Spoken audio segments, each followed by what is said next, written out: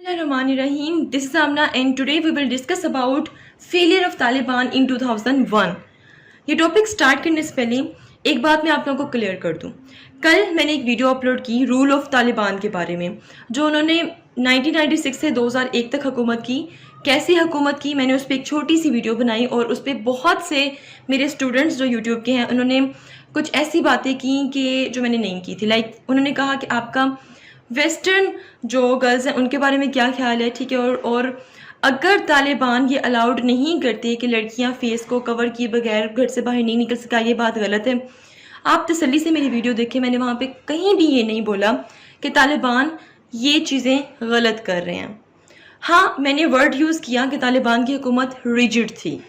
वो मैंने इस सेंस में कहा कि अगर आप देखें पाकिस्तान में जब जैनब केस था, जैनब रेप केस, ठीक है, तो वहाँ पर इंसिस्ट किया गया कि सरेआम फांसी दी जाए, बट वहाँ पर नहीं दी गई पाकिस्तान में।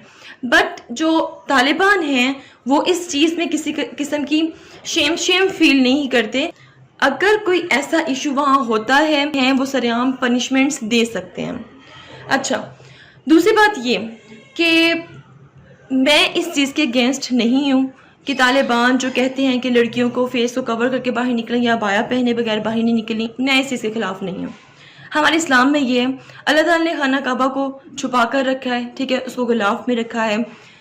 इस्लाम में जो भी चीज़ वैल्यूएबल होती है उसको छुपा कर रखने का हुक्म मिला है, तो औरतों को भी कवर करके छुपा कर रखने का हुक्म हुआ है कुरान पाक में। तो मैं तो खुद इस चीज़ को 100% अप्रिशिएट करती हूँ कि लड़कियों को विदाउट फेस कवर किए बाहर नहीं निकलना चाहिए, और ये पाकिस्तान में भी होना चाहिए। इससे बहुत से क्राइम पाकिस्तान में ख़त्म होंगे। अब हम आते हैं जी अपने टॉपिक की तरफ। Failure of Taliban in 2001। क्या रीज़न थी कि तालिबान की हुकूमत चलेगी? सबसे पहले इंटरनल स्ट्राइफ। तालिबान में इंटरनल स्ट्राइफ शुरू हो गई, मतलब तालिबान के अंदर कुछ ऐसे लोग थे जो आपस में लड़ने लग पड़े फॉर पावर। सो तालिबान की डिवीजन हुई, ये एक बहुत बड़ी कॉज थी। Failure of Taliban in 2001। Number 2, internationally isolate.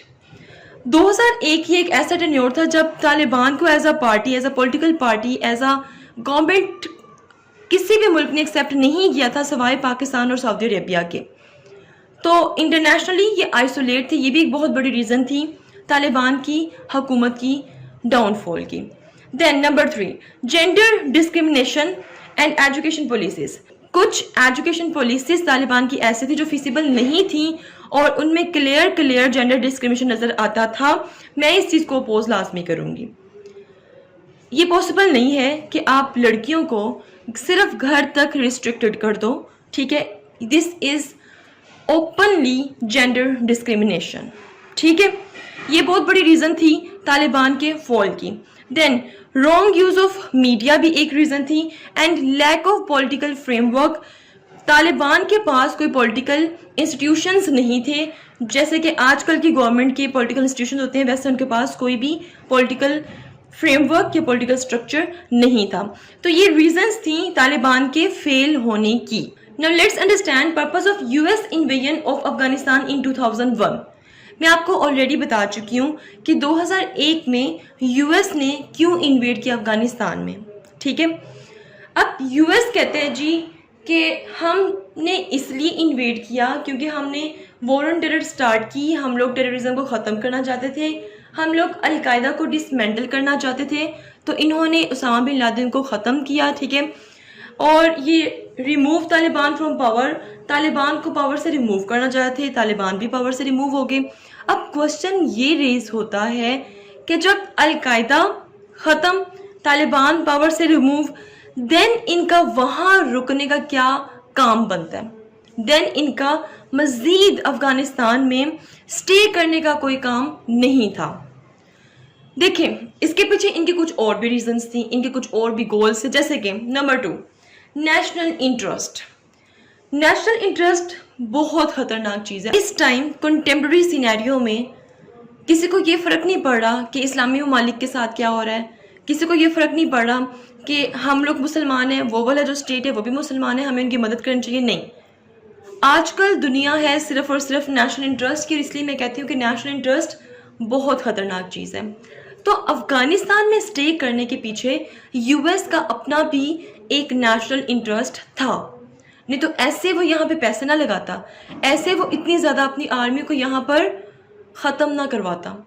तो क्या रीज़न थी? सबसे पहली रीज़न, ट्रेड वॉर चल रही है चाइना की और यूएस की, ठीक है।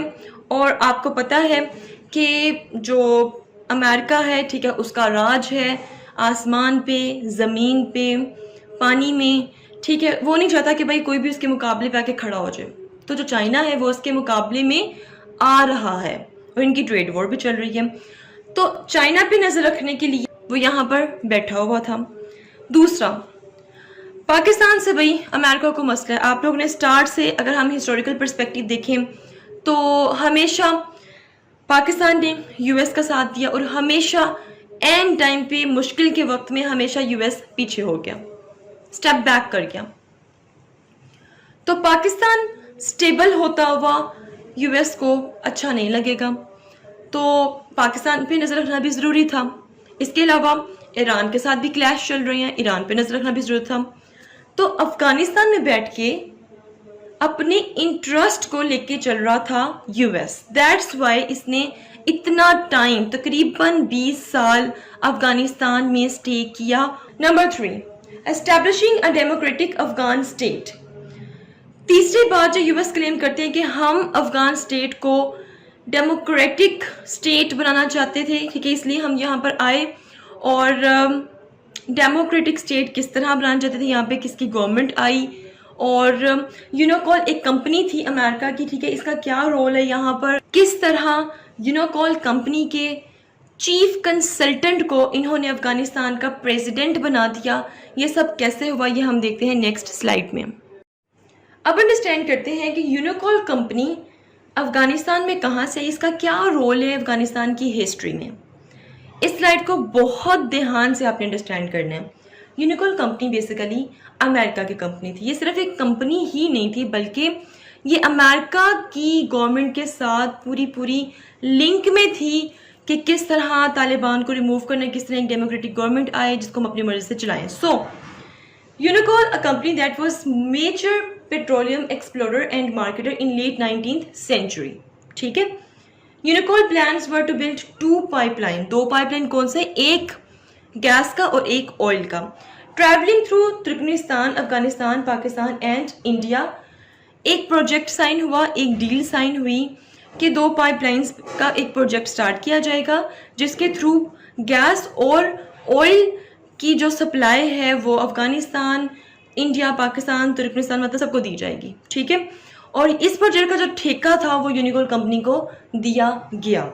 अब हुआ कुछ यूं कि 9/11 के बाद ये जो ठेका था, ये जो प्रोजेक्ट था, ये तो आगे प्रोसीड नहीं हो सका, बल्कि 9/11 के बाद इस कंपनी के जो चीफ कंसल्टेंट थे हामिद करजई, उनको अफगानिस्तान का प्रेसिडेंट मीन सदर बना दिया गया, ठीक है।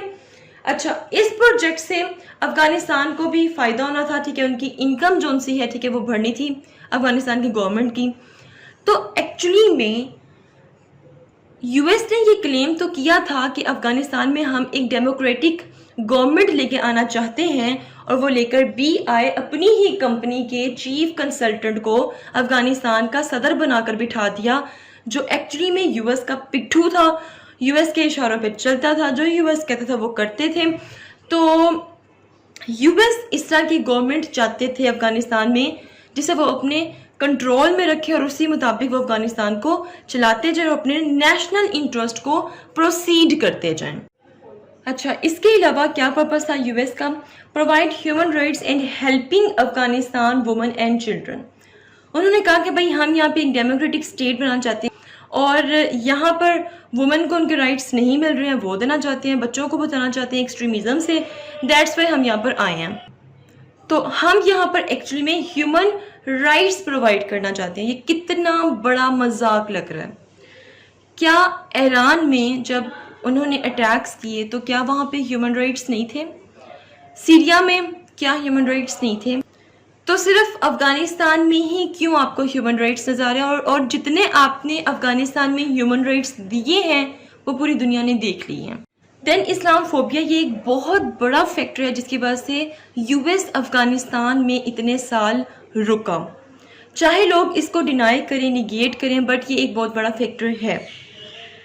यूएस इस्लामफोबिया का फैक्टर रखता है, यूएस नेगेटिव सेंटिमेंट्स रखता है मुसलमानों के लिए, हॉस्टिलिटी रखता है मुसलमानों के लिए। यूएस कभी भी नहीं चाहेगा कि मुस्लिम स्टेट्स स्टेबल हों, वो हमेशा मुस्लिम स्टेट्स को अनस्टेबल ही देखना चाहता है और इनको डिस्टेबलाइज करने के लिए बहुत सी कोशिशें करता रहता है। पाकिस्तान को भी वो अनस्टेबल देखना चाहता है, अफगानिस्तान को भी अनस्टेबल देखना चाहता है, ईरान को भी अनस्टेबल देखना चाहता है। सो मुस्लिम ममालिक को वो अनस्टेबल देखना चाहता है क्योंकि उसको पता है इस्लाम एक बहुत बड़ी ताकत है। उसे पता है कि अगर ये यूनाइट हो गया, अगर ये स्टेबल हो गए तो हमारे लिए बहुत बड़ा मसला बन जाना है, हमारी सर्वाइवल मुश्किल हो जानी है। तो इसलिए हमें कल्चरल क्लैश देकर हमारे यूथ को वेस्टर्न कल्चर में इंटरेस्ट डेवलप करके हमारे यूथ को टिकटॉक्स की तरफ लेकर जाकर वो एक्चुअली में हमें इस्लाम से इसलिए दूर कर रहा है क्योंकि उसको पता है इस्लाम बहुत बड़ी ताकत है और अल्लाह इस्लाम के लिए काफ़ी है। सो यहाँ पर आपको ये भी बताती जाऊँ कि यूएस बहुत से टैक्टिक्स करता है मुस्लिम कंट्रीज़ को डिस्टेबलाइज करने के लिए। कभी सैंक्शंस लगा देता है, जैसे कि हम ईरान की एग्जांपल लें, कभी पाकिस्तान की करेंसी डीवैल्यू कर देता है ताकि एक इकोनॉमिक प्रेशर पड़ता रहे, कभी आईएमएफ की जो किस्तें हैं उनको रुकवा देता है, वर्ल्ड बैंक से जो 8 मिलियन को रुकवा देता है ताकि इकोनॉमिक स्टेबिलिटी पड़ती रहे, इकोनॉमिक प्रेशर पड़ता रहे, इकोनॉमिकली ये स्ट्रॉन्ग ना हो सके।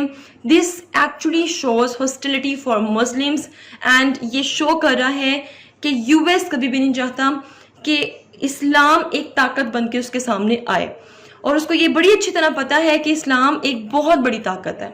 ठीक है, so this is all about purpose of US invasion of Afghanistan in 2001 and failure of Taliban in Afghanistan in 2001.